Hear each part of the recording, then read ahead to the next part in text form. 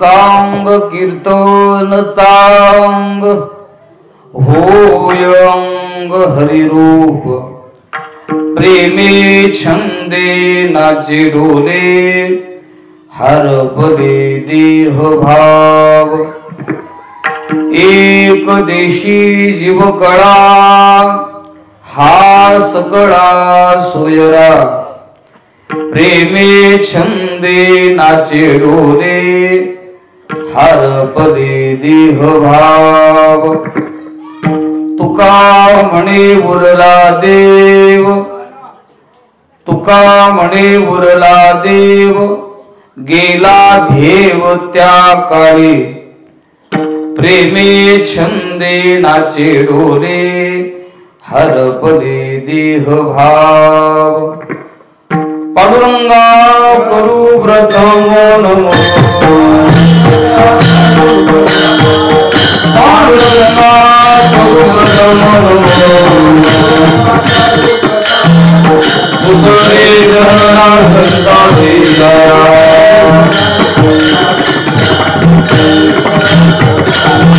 तंतुवा rally गवे लालू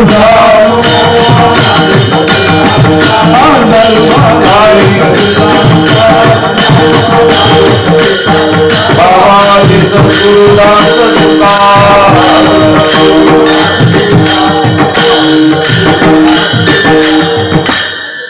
योऽन्तः प्रविश्य मम वाचमिमां प्रसुप्तां सञ्जीवयत्यखिलशक्तिधरस्वधाम्ना अन्यांशहस्तचरणश्रवणत्वगादीन् प्राणान्नमो भगवते पुरुषाय तुभ्यं मस्तक माझा पायावरी या वारकरी संतांच्या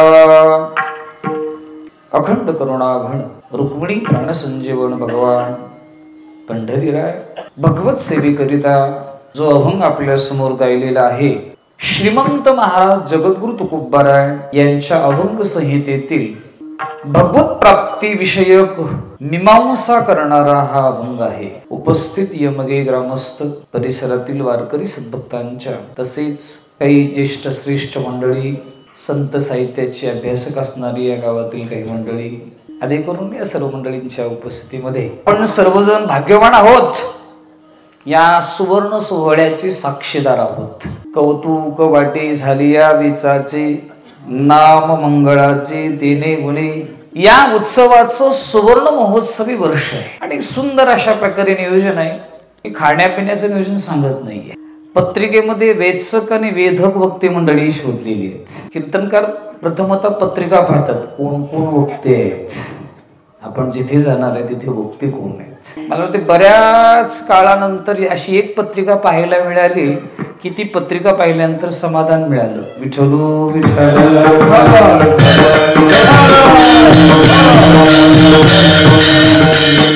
भरती असणं वेगळं आणि भरणं वेगळं। लाखोच्या संख्येमध्ये भरती असते पण सर्वांनाच भरलं जात। सुंदर अशा प्रकारचं नियोजन आहे। मानवी जीवनामध्ये भगवत प्राप्तीचं साधन कोणी सांगावं? संतांनी सांगावं, आईनं सांगावं बाप कोण आहे आणि संतांनी सांगावं देव कोण आहे। यजा यजा भवेत् पुंसां व्युत्पत्ति प्रत्यगात्मनि पंचदशीकर सांगतात।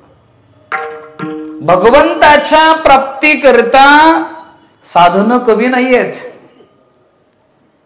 अगदीच मराठीत सांगायचं झालं महामुक्ती क्षेत्र पंढरीमध्ये गेल्यानंतर पूर्व दरवाजा आहे, पश्चिम दरवाजा आहे, उत्तर दरवाजा आहे, दक्षिण दरवाजा आहे। कोणत्याही दरवाजातून तुम्ही जा। तसं देवाकडे जाण्याकरता एकच मार्ग नाहीये। उपायाची नाही वाणी एथ ती गवळण सांगते ना, याच्या प्राप्ती करता मी एकच साधन नाहीये, अनेक साधनं केली। नाना साधनाच्या केली या खटपटा। प्रचंड साधन आहेत।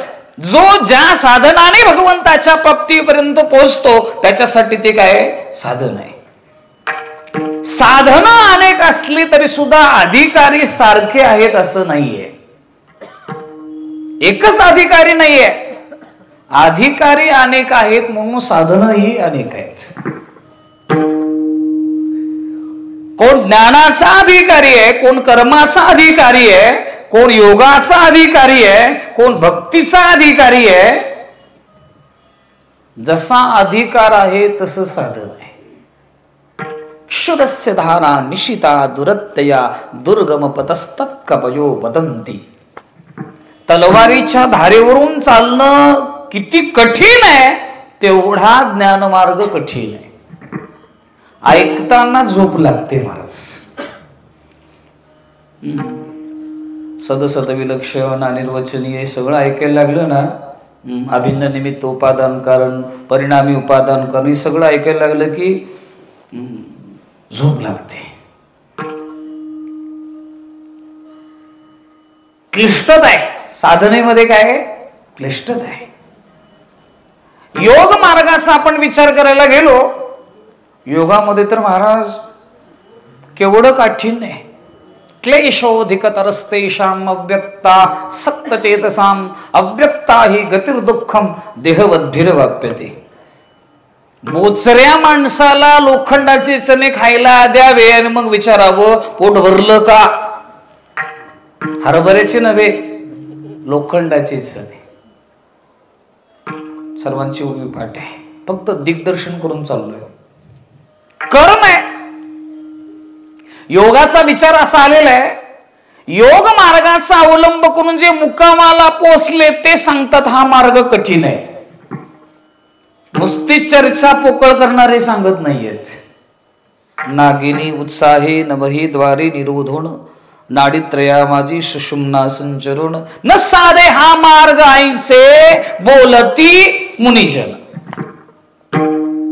त्यांनी पुन्हा सांगून ठेवले नरहरी चिंतने अहर्निशी मुक्तिस्थान. काय करा? योग मार्गाने जी मुक्कामाला पोचले तेही सांगतात तुम्ही भजन करा, आमच्या नादी लागू नका. बर, कर्माचा विचार केला तर कर्म धर्म नभती सांग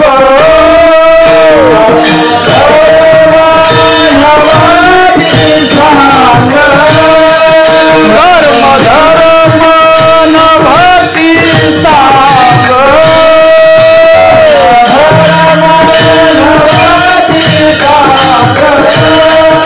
उने अंगे बोतो उने अंगे बोतो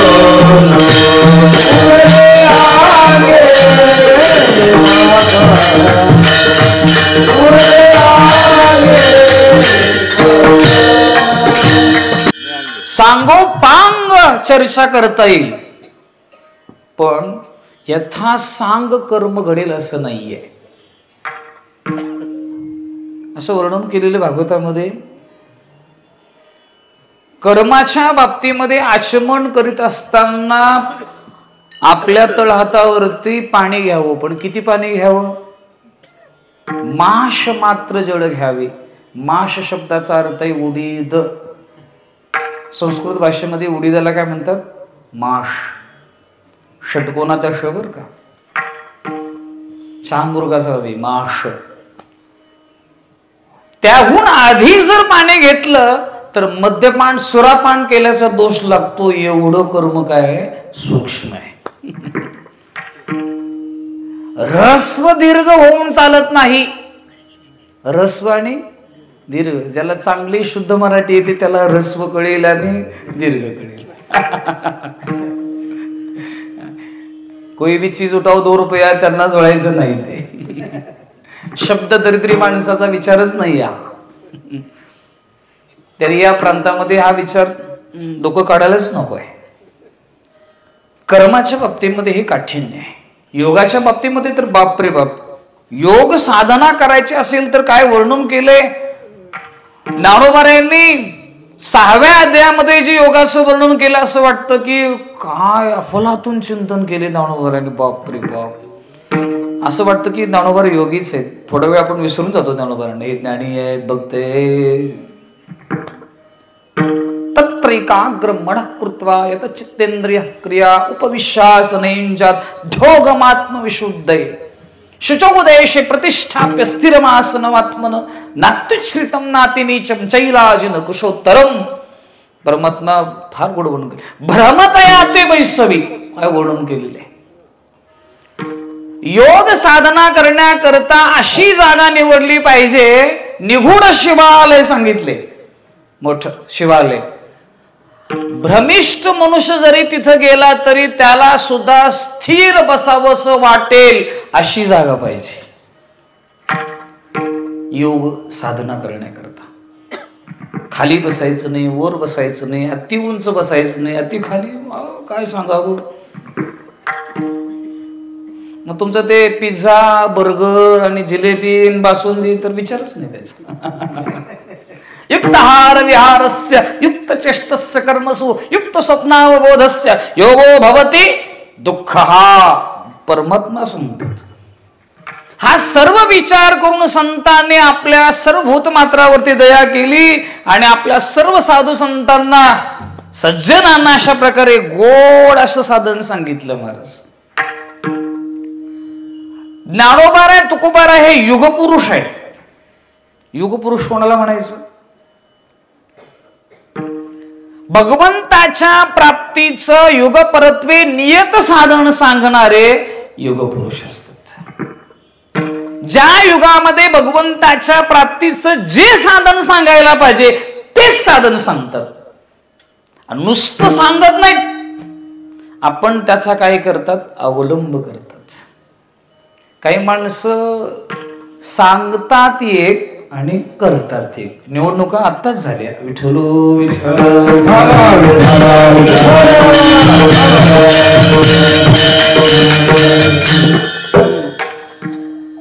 निवडणुकीच्या आदल्या रात्री खरं असतं काय ते, मध्यरात्री. पाटील साहेब बरोबर बोलतोय ना. तोपर्यंत नाही सांगतात कोण कोणीकडे, नाही सांगतात. यामध्ये भगवंताच्या प्राप्तीचं नियत साधन सांगणारे संत ज्या साधनाचा स्वतः अवलंब करतात ते साधन जगाला सांगतात. अनेक जण अनेक आचरण करतील, पण तुकोबा म्हणतात माझा मात्र निश्चय असा आहे. कोणी काही तरी केली कोणी काहीतरी केली आचरणे मजया कीर्तने विन नाही. तुकोबा बोलतात अनेक साधना केल्या, परंतु मी कीर्तनाशिवाय अन्य कोणतं साधन केले नाही. असा श्लोक आहे. हरेर नामेव हरेर नामेव हरेर नामेव केवलम कलौ नास्तेव नास्तेव नास्तेव गतिरन्यथा.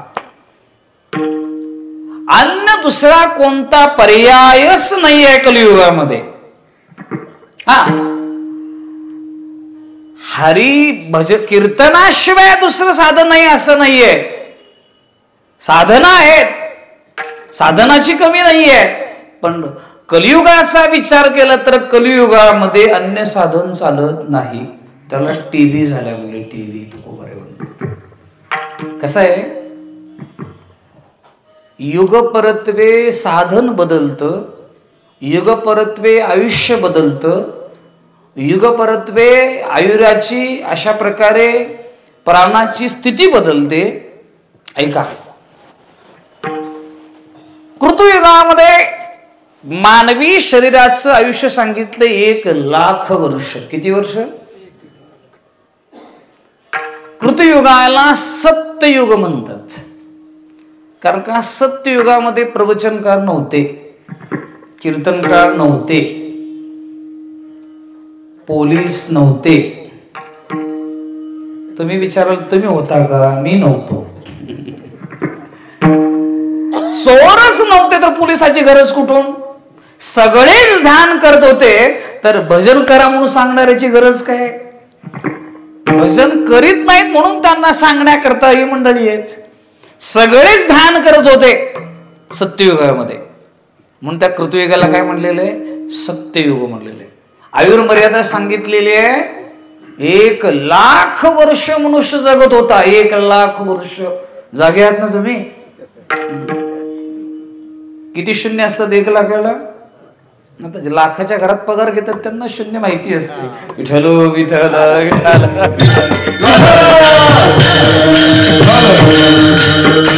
आम्हाला काही, आम्ही 3 आकड्यात 4 आकड्यात पिळणारी माणूस. 1,00,000 वर्ष आयुष्य मर्यादा सांगितलेली आहे. प्राणाची स्थिती सांगितलेली आहे. तत्र आस्तिगत प्राणः श्रीमद भागवत.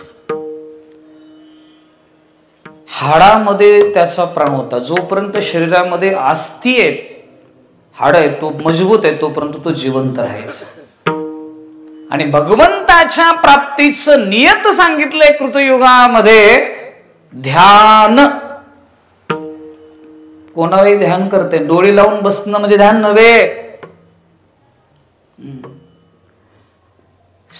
ध्यान ही साधना करण्याकरिता तो आतून मोकळा असला पाहिजे.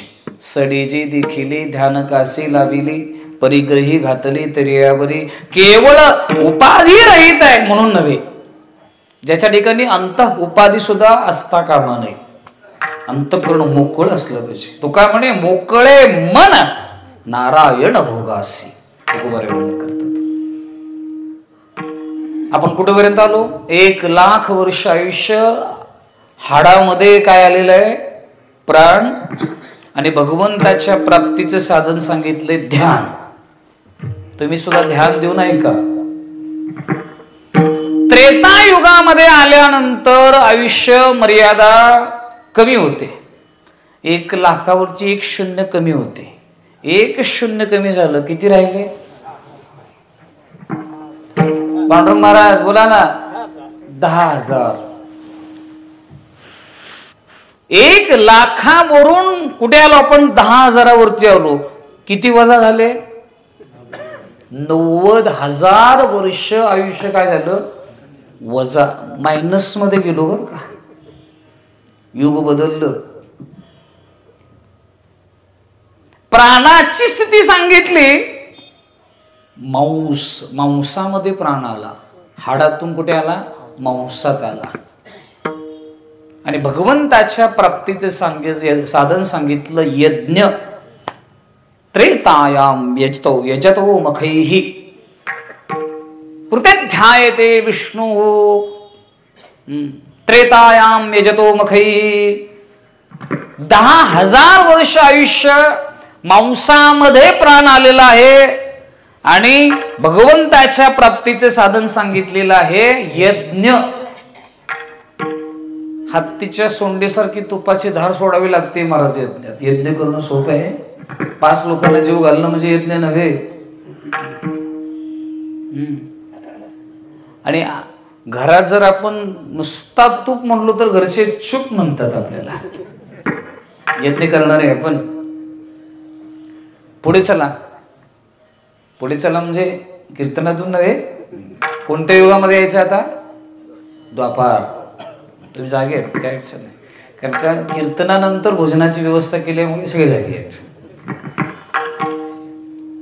कृतत्रेता द्वापार युगामध्ये आल्यानंतर पुन्हा 1 शून्य कमी होते. किती राहिलं हो? कुजबुजू नका, काय अडचण नाही. किती झाले? 1,000. किती कमी झाले? 9,000. 90,000 वरून कुठं आलो? 9,000 पुन्हा कमी झाले. प्राणाची स्थिती सांगितली. तत्र रक्त वर्णासो. रक्तामध्ये प्राण आला. जोपर्यंत शरीरात रक्त आहे तोपर्यंत मनुष्य जिवंत आहे.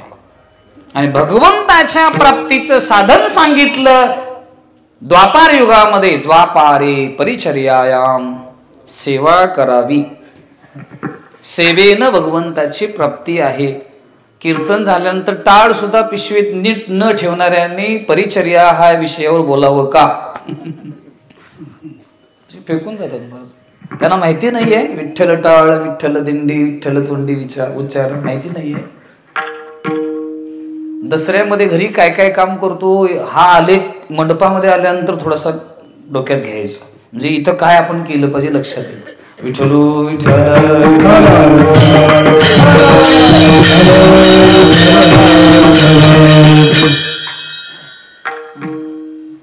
आपण कुठे आलो? द्वापार युग. तिथून आता कुठे जायचं आपल्याला? सरळ कलियुगामध्ये. पुन्हा एक शून्य कमी झाली. किती राहिले? सगळे जागे आहेत बरं का तुम्ही, वाटतच नाही. कारण का तुमच्या सगळ्या उत्तरामध्ये एक वाक्यता आहे. कोणी 90, 110 असं कोणी म्हणलं नाही, 100 म्हणलं. लाखावरून पुन्हा कुठे आलो? 10,000, 10,000वरून पुन्हा आलो 1000वरती, पुन्हा शून्य कमी झालं. कुठे आलो? 100वरती. भगवंताच्या कृपेने वरचं शून्य कमी होणे एवढंच मिळवायचं. विठ्ठल विठ्ठल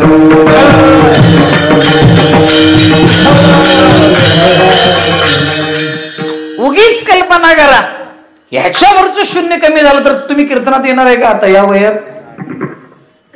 जन्माला आलं फक्त 10 वर्ष झाली तर नाही. 100 वर्ष आयुर्मर्यादा सांगितली कलियुगामध्ये. 60-70 म्हणजे संपतं महाराज, काय अडचण नाही. सांगितली मर्यादा, सांगितली. प्राणाची स्थिती सांगितली, अन्नमय प्राण. एखाद्या पाहुण्याला जर तुम्ही मरणासन्न अवस्था आहे आणि जर पाहायला गेला तर गाडीमध्ये येताना चर्चा सुरू होती पती पत्नीची. मला वाटते 2-4 दिवसात आपल्याला परत जावं लागतं की काय? कळलं का माझं बोलणं?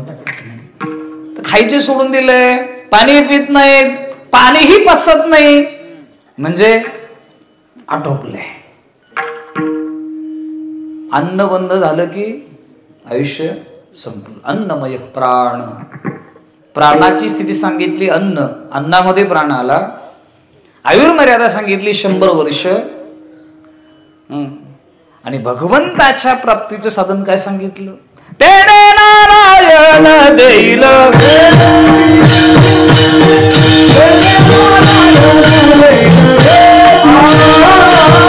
तुम्ही अशी शंका घ्याल कदाचित, जे कलियुगामध्ये कीर्तन सांगितलं हे तुम्हाला अगोदर सत्ययुगामध्ये सांगता येत नव्हतं का? द्वापार युगामध्ये सांगता येत नव्हतं का? कसं आहे, एफडी कधी मोडावी लागते माहितीये काय? एसडी वरचे, घरातले, तिजोरीतले सगळे पैसे संपले की मग कुठं जावं लागतो? एफडी मोडायचं. सगळ्या साधना करून संपल्या. ह्या साधनाचा विचार करत असताना तुकोबाराय म्हणतात, हे साधन कसं माहित आहे? तुका म्हणे निर्वाणीचे शस्त्र साचे, शस्त्र साचे, शस्त्र साचे.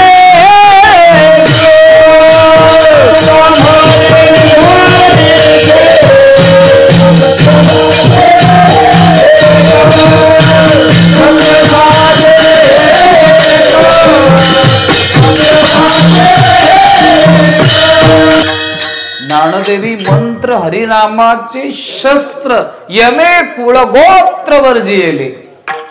शस्त्र हे निर्वाणीचे बाण निकट समयो अवसान. काय झालं महाराज? महाभारती युद्धामध्ये अचानक घटोत्कच रणांगणामध्ये असा उभा राहिला. कोण? घटोत्कच. कोणाचा मुलगा? कोणाचा मुलगा? आमिर खानचा? कोणाचा? बोला ना, कोणाचा मुलगा? रामायण वाचत नाही, महाभारत नाही, कसं सांगता येईल महाराज? भीमाचा मुलगा घटोत्कच. आईचं नाव काय? हिडिंबा. राक्षसीनीच्या पोटी जन्माला आलेला तो माणूस. तो उभं राहिला रणांगणावरती महाराज. जे 18 अक्षौहिणी सैन्य होतं ना, त्याच्या समोर मुंग्यांसारखं दिसायला लागलं महाराज. तो उभं राहिल्यानंतर ते सैन्य कसं दिसत होतं? मुंग्यांसारखं. इतकं भारी दिसत. मस्त असा पाऊल ठेवला तर हजारो सैनिक काय करायचं? ते पायाखाली चोरडायचं. शरीर वाढलं की समजायचं बुद्धी वाढायची कमी झाली. विठ्ठल विठ्ठल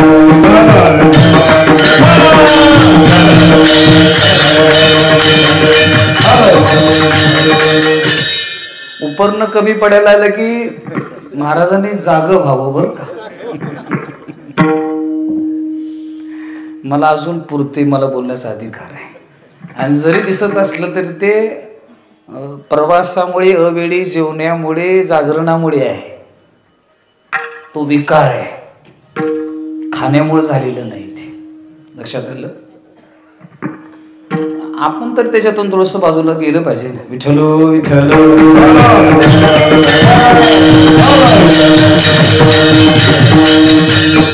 हा यक्ष प्रश्न पुढे उभा राहिलेला आहे. दुर्योधन काला भोला झालेला आहे. सरळ दुर्योधनावरती काही गदा आली की दुर्योधनाने कुठे धाव घ्यायची? कर्णाकडे. कर्णाजवळ गेला आणि विनवणी केली. महाराज, कर्णा, याचा बंदोबस्त अगोदर केला पाहिजे. म्हणजे हा असा काही किरकोळ काही शस्त्रांनी जाणारा हा नाहीये. ढेकणं पिसवा झाले तर ठीक आहे, काहीतरी मारता येतं. त्यांनी दुर्योधनाला विनंती केली, म्हणले तू ह्याच्यावरती काय केलं पाहिजे? तुझं जे काही अस्त्र विद्या आहे ना, शस्त्र आहे ना, तू ह्याच्यावरती चालवलं पाहिजेस. निर्वाणीचं अतिशेवटचं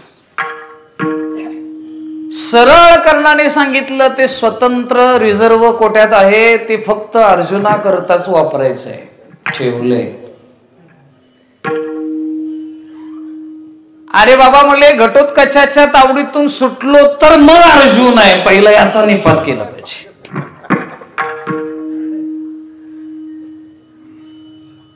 ह्याच्यातून मी वाचलो तर मग पुन्हा अर्जुन, आणि ते मग मी पाहणार आहे राज्य काय असेल ते. महाराज असं काही बोलला ना दुर्योधन, कर्णाला पर्यायच उरला नाही. महाराज सरळ कर्णाने त्याच्यावरती शस्त्र चालवलं. महाराज ते कोणतं होतं? निर्वाणीचं शस्त्र होतं, ब्रह्मास्त्र होतं. तसं जगद्गुरु तुकोबार आहे. मला दृष्टांत संपला.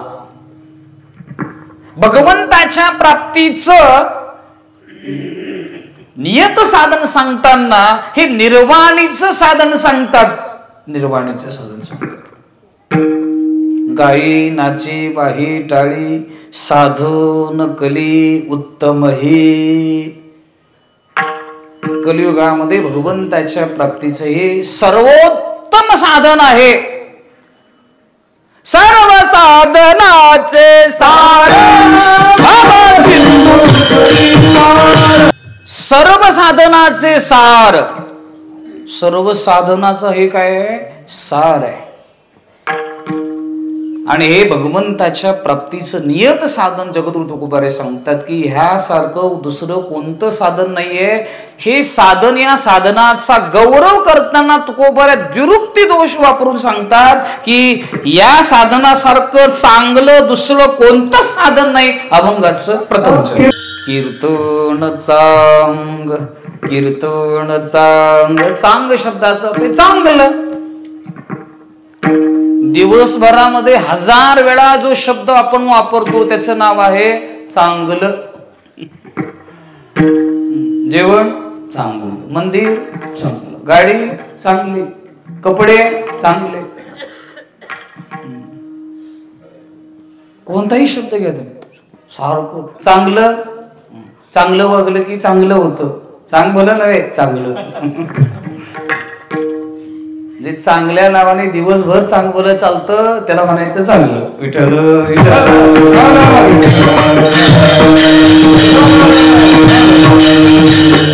सारखं आपण म्हणतो चांगलं चांगलं. तू कोबर एका बाजूला जातील मग. द्विरुक्ती हा दोष आहे. पुन्हा पुन्हा सांगणं पिष्ट पिष्ट नाही म्हणतात. दळलेलंच दळायचं, काही गरज आहे का? पण तुकोबारे सांगतात ते अवच्छेदक वेगळं जर असेल तर पुन्हा सांगितलं तर दोष नाही. यावर का तुम्ही, यावर का आग्रह आहे. दोनदा सांगितलं आग्रह आहे. तसं इथे साधनही चांगलंय साध्यही चांगलं आहे. साधन कालामध्ये सुद्धा आनंद आहे. चांगलं म्हणजे काय? आमटी चांगली झाली. चांगली म्हणजे काय? आमटी प्यायल्यानंतर आनंद मिळाला म्हणून तिला काय म्हणायचं? चांगलं. चांगल्या शब्दाचा अर्थ इथे काय झाला? आनंद. आनंद म्हणजे चांगलं, चांगलं म्हणजे आनंद. दुसरा काय अर्थ तुम्ही सांगणार असेल तर मी कीर्तन झाल्यानंतर तुमचं ऐकतो कीर्तन, काय अडचण नाही. चांगलं म्हणजे काय? आनंद. आनंद वाचक आहे. तसं या साधनेमध्ये आनंद आहे म्हणून कीर्तन चांग. तप करण्यामध्ये आनंद आहे. उलट टांगून घ्यावं लागतं मला. खाली डोकं. एकादशी करताना की नो महाराज? काल झाली का नाही एकादशी? केली ना? सप्तातली म्हणून तरी केली का नाही? पहा, शिष्यशास्त्र विवेक श्रवणे अति त्रासे, श्रवणादिके अति कर्कशे, करिता जाती भोगसे, वृत्ताचरणे उपवासे. श्रवणादिके अति कर्कशे, करिता जाती भोकसे, ही बुद्ध्याधिकाची. बरोबर. व्रत करणं सोपं आहे? फार अवघड आहे महाराज. कृच्छ आणि चांद्रायण व्रत आहे बघा तुम्ही. पौर्णिमा अमावस्या झाली, एक एक एक एक घास वाढवत जायचं. प्रतिपदेला एक घास खायचा. एक पोळीचा एक घास नव्हे. जर लेकरू खात ना तसं एक घास घ्यायचंय. द्वितीयाला दुसरा घास, तृतीयाला तिसरा घास. आता किती जणांना माहिती आहे प्रतिपदा, द्वितीया, तृतीया, चतुर्थी? आम्हाला फोन येतो, महाराज तारीख द्या. कोर्टाची द्यायची का कीर्तनाची द्यायची? तारीख नाही, तिथी सांगा. त्यांना तिथी कळत नाही, आम्हाला तारीख कळत नाही. प्रतिपदा, द्वितीया एक एक घास वाढवत जायचं. पौर्णिमेला 15 घास झाले. पौर्णिमा झाली की पुन्हा एक एक घास काय करायचं? एकच घास खायचं. व्रत आहे. कृच्छ चांद्रायणी व्रत आहे. पंचाग्नी नावाचं साधन आहे. ज्येष्ठ महिन्यामध्ये, वैशाख महिन्यामध्ये दुपारचे 12 वाजले, रणरणत ऊन आहे, कपडे काढायचे आणि अंगणामध्ये चहू बाजूनी अग्नी पेटवायचा आणि त्याच्यामध्ये बसायचं. एसी मध्ये बसणाऱ्याला हे फार चांगलं आहे साधन. याला काय म्हणायचं? पंचाग्नी साधन. गोरांजन नावाचं साधन आहे. पण ही सगळी साधना करायला कशी आहेत? तुकोबांनी वर्णन केलेले. साधनाचे कष्ट मोठे. साधन करण्याकरता कष्ट आहेत महाराज. सुडवून शरीर पाहिजे पण व्यायाम करा वाटत नाही. त्या माणसाने ज्याला शरीर चांगलं राहावंसं वाटते पण व्यायामाचा कंटाळा, त्यांनी खेळ खेळावे. म्हणजे खेळण्यामध्ये आनंदही आहे, घसरतही. तुकोबांनी वर्णन केलेलं ना. भक्त मनविता वाटी गूढ, भक्त मनविता वाटी गूढ. ह भप म्हणलं की फार बरं वाटतं, पण अभ्यास करताना कळतं. एखादे जर ऐकणारे चांगले असतील तर ते म्हणतात बरं का, काय नाही फक्त गाव बदलले, अभंग तोच आहे. ऐकणारे चतुर असतील तर म्हणते बरं का मी. याच्यामध्ये साधनामध्ये कष्ट आहे. बरं, 50 अक्षरी करसी बरोबरी शिकी, तुझे तोंड तुझं वैरी रया. ज्ञानोबा बोलतात वाचा गीत गायचे, वाचा गीत गायचे, अष्टांग योगे नशिनिजे, यम नेम निरोध न किजे रया. ज्ञानोबा यांची देखील हीच एक वाक्यत आहे. सगळे संत एकच सांगतात, एकशी टाळी झाली चंद्रभागे वाळवंटे. संत एकांतामध्ये येऊन एकच सिद्धांत सांगतात. काय करायचं? वेदाने सुद्धा हे सांगितलेलं आहे. काय सांगितलेलं आहे? वेद अनंत बोलिला, अर्थ इतुकाची साधिला, विठोबासी शरण जावे, निज निष्ठा नाम गावे, कीर्तन चांग, कीर्तन चांग. काही साधन आरंभाला चांगली असतात, परिणाम चांगला नसतो. संसार असाच आहे, आरंभाला खूप चांगलं आहे. काय सांगावं? घोड्यावर बसतो महाराज, पुढचं नाही सांगत मी. घोड्यावर बसतो महाराज. परण्याला घोडं जातं ना ते मराठवाड्यामध्ये, तुम्हाला कळतं नाही आपल्या जास्त. मराठवाड्यात परण्याला घोडे गेलं म्हणतात. घोड्यावर बसतो काय ते विनोदी कीर्तनकार गेले आता ते बाबा महाराज इंगळे, बाबासाहेब महाराज इंगळे. ते नवरदेवाची व्याख्या सांगितली त्यांनी. नवरदेव म्हणजे कोण? अक्षदा पडल्या नवरदेव, नवरदेव. आता देव नाही. आपण आपला विचार चाललेला आहे की साधनामध्ये काय आहे? कष्ट आहे, प्रचंड कष्ट आहे. ते संसाराचा जर विचार केला, यत्तत्तग्रे विषमीव परिणामे मृतोपमम. परमार्थ सुरुवातीला विषासारखा आहे, परिणाम अमृतासारखा आहे. संसार सुरुवातीला अमृतासारखा आहे, परिणाम परिणामे विषमीव. त्याच्याकरता तुकोबारे म्हणतात, साधनाचा विचार करत असताना हे साधन असं आहे, अंततो गत्वा निश्चित फलपर्यवसायी असल्यामुळे हे तुम्हाला निश्चित भगवंताच्या प्राप्तीपर्यंत येऊन पोहोचवतं. म्हणून या साधनेचा गौरव करताना तुकोबारे म्हणतात, कीर्तन चांग, कीर्तन चांग. 9:15 सुटलं तर कीर्तन चांग. विठोबा रखुमा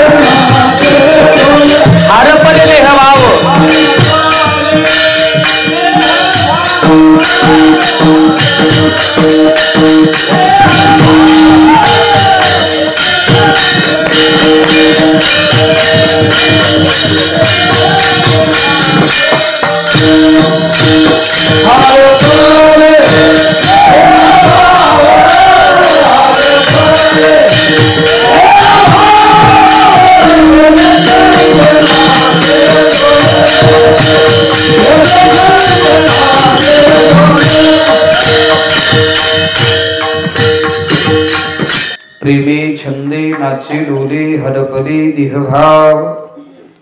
कीर्तनाचा परिणाम हा आहे. ओयंग हरिरूप वर्णन केले. तच्चिंतनम तत्कथनम अन्योन्यत तत्प्रबोधनम एतदेक परत्वंच ब्रह्माभ्यासेन विदुर्बुधाः. पंचदशिका सांगतात की बाबा त्याच चिंतन, त्याच कथन, त्याच प्रबोधन असं अखंड चिंतनाचा परिणाम ती अवस्था प्राप्त होते. कीर्तनाचे प्रकार आहेत. स्वरूप कीर्तन, लीला संकीर्तन, नाम संकीर्तन आणि गुण संकीर्तन. अद्वय भजने अखंड स्मरणे वाजवी करटाळी एका जनार्दनी हो तत्काळ मुक्त होया तत्काळ. याला म्हणायचं स्वरूप संकीर्तन. कैसे माझ्या गुणी धाली देश काळाते विसरले गुण कीर्तन. माझ्या विठोबाचे नाम अट्टा असे उच्चारा नाम संकीर्तन. आणि लीला संकीर्तन गायीन ते लीला चरित्र पवाडी राखिले सवंगडी सहित गायी लीला. भगवंताने गोकुळामध्ये ज्या लीला केल्या त्यांना काय म्हणायचं? लीला संकीर्तन. प्रस्तुत कीर्तनामध्ये रूढ अर्थाने जो कीर्तन शब्दाचा आपण उच्चार करतो ना, कीर्तन म्हणलं की हरिकथा. या कीर्तनामध्ये सगळंच होतं. गुणाचंही वर्णन होतं, नामाचंही होतं, लीलेचंही होतं आणि अद्वैत स्वरूप असंही होतं. म्हणून अशाही अर्थाने जर विचार केला तर हरिकथा ही सुद्धा काय कीर्तन आहे. म्हणून महाराज सांगतात कीर्तन चांग कीर्तन चांग बीजानी फोड हरीचे नाम वर्णन केलेले आहे. काय साधनामध्ये सुद्धा त्याच्या इतका आनंद आहे. तुकोबारे स्पष्ट म्हणतात सुखे सेवू ब्रह्मानंदा. पुढं काय गाऊ राम नाम सदा सुखे सेवू. म्हणजे भगवंताचं साधन करत असताना सुद्धा काय आनंद आहे. महाराज साधनेला लागल्या बरोबर साध्याची अनुभूती यायला सुरुवात होते. साधन कालामध्ये तुम्ही ते मला काही असं नाही सांगता येणार अंशता वगैरे असं मी शब्द वापरणार नाही, पण तुकोबारायांचं प्रमाण सांगून जाणार पुढे. नाम घेता मना निवे जीवे अमृताची स्तवे होता ती बरावे शकून लाभाते. नाम घेता मना निवे जीवे अमृताची होता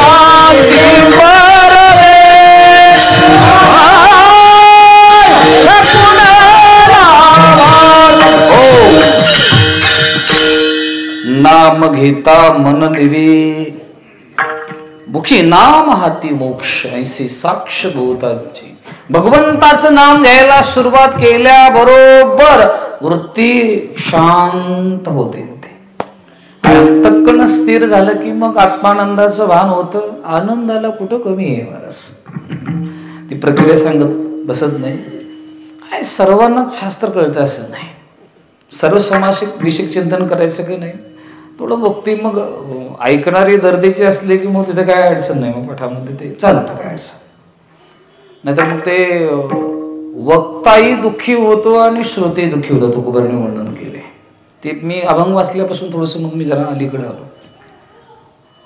कधी कधी माझ्याविषयी तक्रार अगोदर सुरुवात होती, त्यांचं काही कळतच नाही म्हणायचे. काही काही ठिकाणी तर माझ्यावरती असं गुरले चिन्हच मारलं होतं, त्याचं कळत नाही, त्याची नाही. पण त्यांची जेव्हा उंची वाढली ते म्हणजे त्यांच्याशिवाय मग आता म्हणले पहिला त्यांची, असं काही ठिकाणी चालतं. असं काय मी मुळामध्ये सुरुवातीपासूनच अपेक्षा कधी धरली नाही की बाबा ज्या ठिकाणी मी गेलो आणि परत त्यांनी आपल्याला निमंत्रण दिलं पाहिजे आजपर्यंत मी डोक्यात ठेवलं नाही. आणि कार्यक्रम ठेवला तरी आनंद नाही ठेवला तर दुःख होत नाही. असं राहिलात तर तुम्ही कीर्तनकार. काही मंडळीचा फार आग्रह असतो, फार रुजतात माणसं. इथपर्यंत जातात की जर मी नसेल तर तुमचा सप्ताह सुद्धा होऊ देणार नाही. नाव नाही सांगत मी कोणाला कोणाचं. आता काही माणसं इथे राहिली पण नाही, असा विषय जाऊ दे, नाही बोललेच बरं. कुछ तुम समजे कुछ हम समजे. झाकली बरं आहे, नाही सांगितलेलंच बरं आहे. नसावं. वारकरी संप्रदाय ही कोणाची मक्तेदारी नाहीये, लक्षात ठेवा बरं का. बहुजन समाजापर्यंत ज्ञानोबऱ्यांनी हे लोन पसरवलेलं आहे. काही नाही, अभ्यासोने प्रगटावे एवढं मात्र पथ्य सांभाळा बस. अडचण जाऊ द्या, वेळ कमी आपल्याला, रात्र थोडी वाढ. कीर्तनचा अंग होय अंग हरिरूप. काय होतं त्याचा परिणाम? चिंतन करणारा हरिरूप होतो. चिंतले चिंतले तद्रुपता तुकामुळे सुख देह निरसले. काय जीवनामध्ये बदल होतो? भगवान नाम चिंतनाचा हा प्रभाव, त्याच्यामध्ये हे परिवर्तन होतं. तो काय करतो? प्रेमे छंदे नाचे बोले, प्रेमे छंदे नाचे बोले,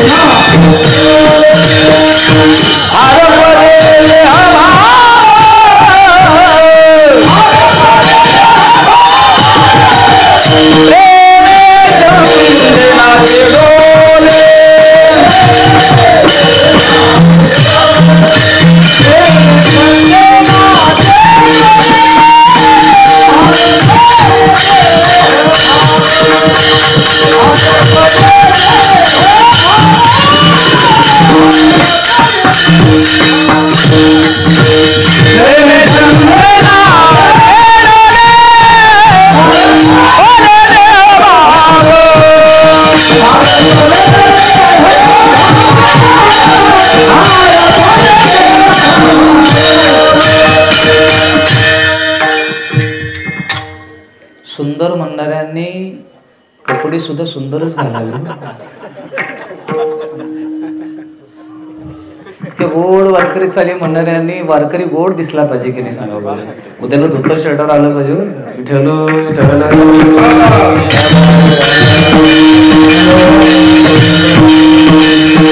धोतर शर्टावरती फार मोठा रुबाब दिसतो महाराज. काय दिसते ते? धोतर शर्ट घातलं तर 20 वर्षाचा सुद्धा 40 वर्षाचा दिसतो मला, रोबाब दिसतो. लाजतात माणसं, काय लाजतात कोण माहित नाही. असो, प्रेमे छंदे नाचे डोले, प्रेमे नाचे छंदे डोले, वाग गदगदा द्रवते यस्य चित्तम मुरदति तीक्ष्ण हसति क्वचिच्च. वर्णन केलेले. त्या रामकृष्ण परमहंसांना अशी लहर आली तर जायचे सरळ हॉटेलवरती भजे घेऊन यायचे. एकदा ओडिया बाबाजांना अशा प्रकारे ते असं मस्तीची लहर आली आणि बांगड्याच्या दुकानामध्ये गेले आणि सगळ्या बांगड्याच फोडल्या माणूस. ते आले आणि बाबांना इतकं बदललं. तेव्हा विचारलं, तुम्ही तर मुक्त आहे, जीवन मुक्त आहे, एवढे अधिकारी, मग तुम्ही असं काय करताय? म्हणले बघितलं, म्हणले देहबुद्धी आहे की नाही बघितलं. मारल्यानंतर देहबुद्धी जागी होती का बघितलं. कोणी असा प्रयत्न करू नका, ऐकून घ्या. हा अधिकारी पुरुषांचा विचार आहे. सर्वांना समजेल असं नाही हा विचार. मी म्हणूनच अभंग बदलला, सर्वसमावेशक चिंतन करू आपण. रमून जाऊ. काय प्रेमे छंदे नाचे डोले, वाग गदगदा द्रवते यस्य चित्तम. त्या प्रेमामध्ये तो काय करतो? नाचतो. गाये नाचे उडे आपुलिया छंदे, मनाच्या आनंदे आवडीने. बरीच माणसं नाचतात. आषाढी पालखी सोहळ्यामध्ये पुण्यामध्ये बरोबर डेक्कन जिमखानाला दिंडी आली, नाचायला सुरू करतात. सासवडचा घाट लागला की मग हे मागे असतात सगळ्याच्या. गातो नाचतो ते दाखवितो जना, हा नाचणारा वेगळा. आणि गातो नाचतो आनंदे टाळ घागरियाच्या छंदे, हा वेगळा. फरक आहे. गाणारे आहेत, नाचणारे आहेत, पण तुकोवर्ण अभिप्रेत असणारा तो गाणारा वेगळा आहे, तो नाचणारा वेगळा आहे. प्रेमे छंदे नाचावेसे वाटे म्हणा छंद गुणाधीन. तुकोबरांनी आपल्या पायामध्ये ते घुंगरू बांधावे, हातामध्ये चिपळ्या घ्याव्या, विना घ्यावा आणि रात्री सगळे झोपल्यानंतर आवळामध्ये नाचावं. लोकांमध्ये नाही, देवाकडचा.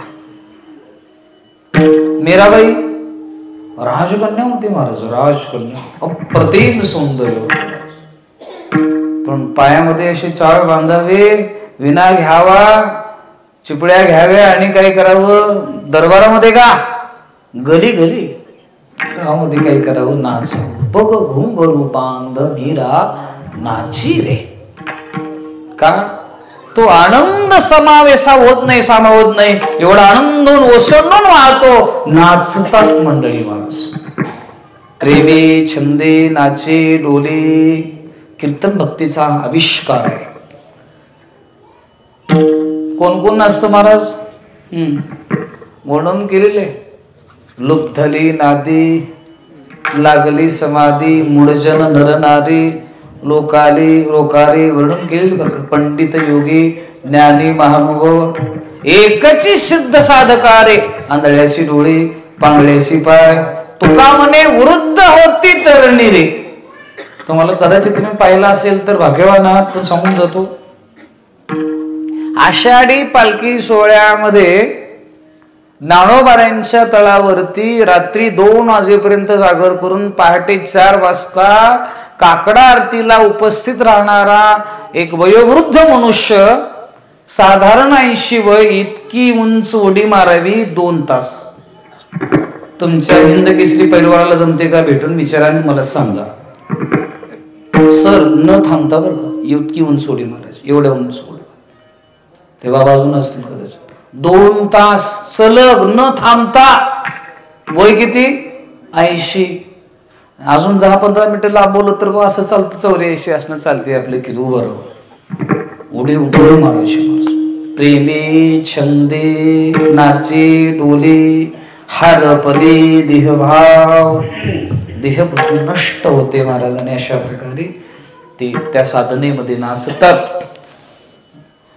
पण ते एक देश स्थित जरी आपल्याला दिसत असले, एखाद्या ठिकाणी राहताना दिसत असले, पण त्यांची जगाशी नाळ जोडलेली असते माणूस. एक देशी जीव कळा हा सकळा सुयरा. इथे जगद्गुरु तुकोबारायांनी भागीरथी मातेला, गंगा मातेला पत्र दिलं. कुठे पोहोच झालं? तिथे पोहोच झालं महाराज.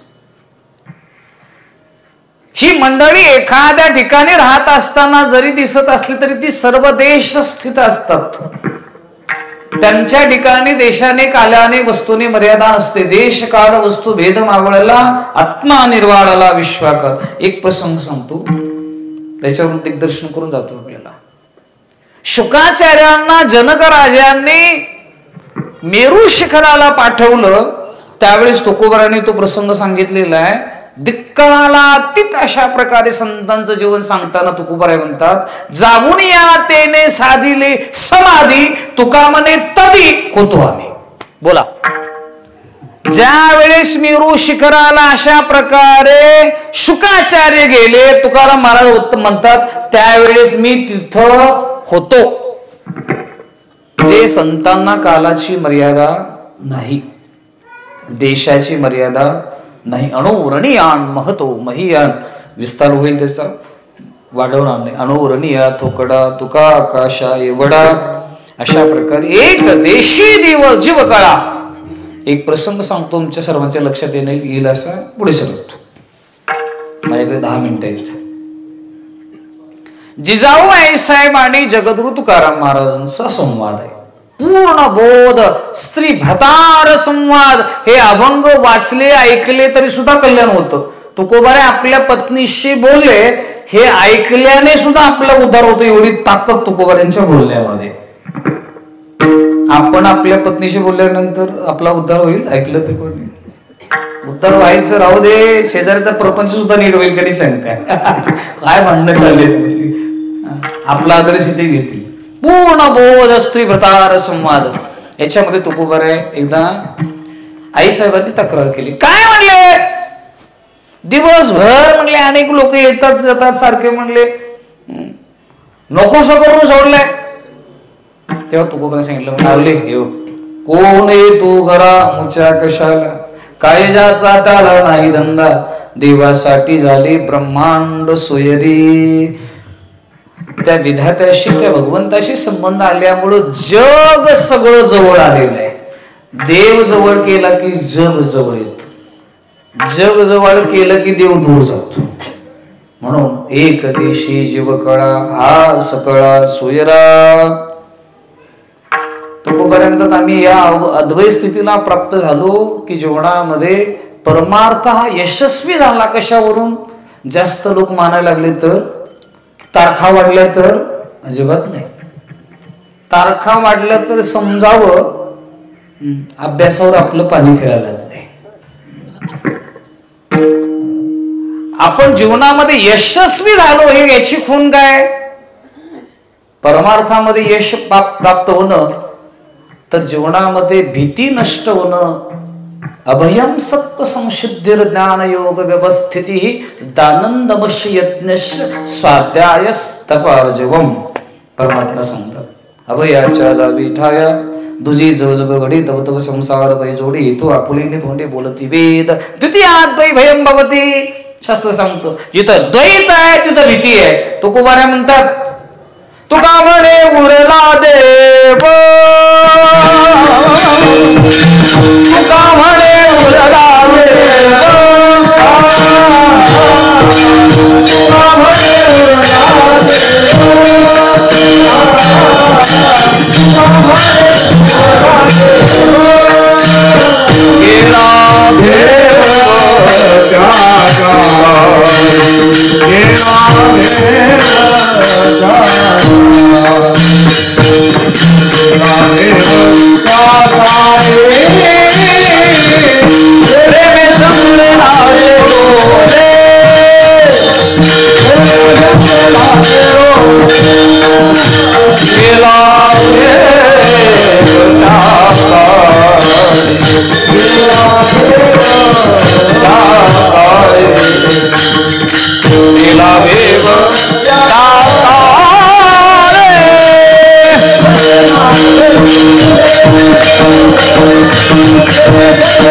Thank you.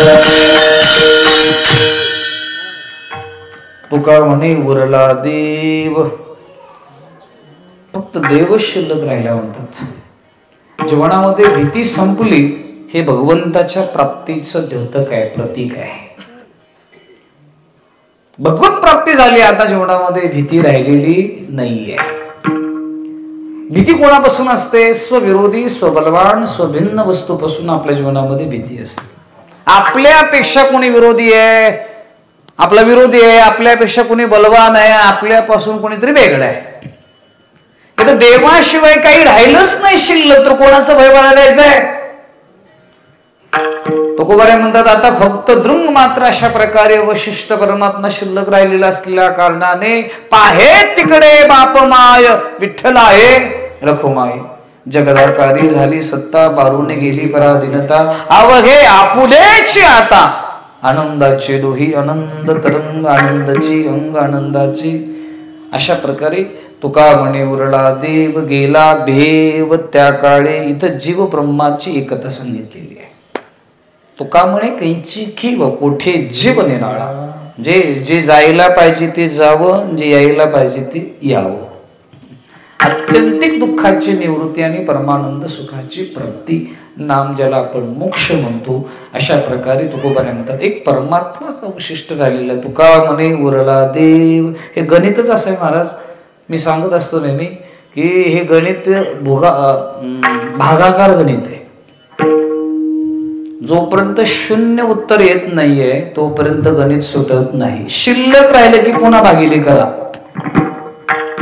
बघा तसं परमात्मा शिल्लक राहिला पाहिजे. अशा प्रकारे तुकोबाने म्हणतात तुका म्हणे उरला देव, गेला भेव त्या काळी. ज्ञानेश्वर